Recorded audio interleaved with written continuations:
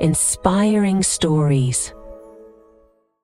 Once upon a time, in a village divided by a river, two neighbors, Rohan and Vikram, lived on opposite banks. They had been close friends for years, but recently had a bitter argument about a land boundary. Their friendship broke, and the silence between them grew louder each day.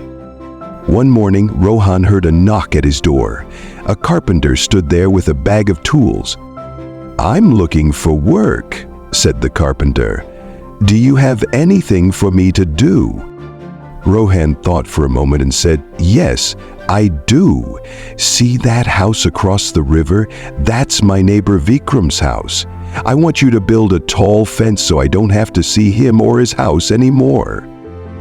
The carpenter nodded and set to work. Rohan left to tend to his fields, feeling a mix of anger and sadness. When he returned in the evening, he was stunned. Instead of a fence, there stood a beautifully crafted wooden bridge spanning the river.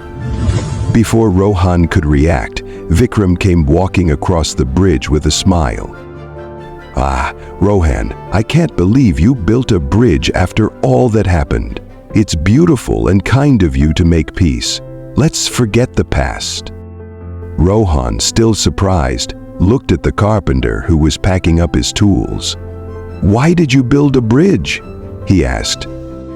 The carpenter smiled and replied, "Sometimes what we think we want isn't what we need.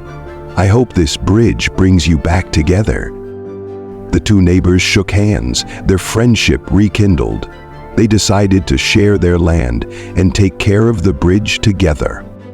Moral: in life, it's easy to build walls of separation, but true strength lies in building bridges of kindness.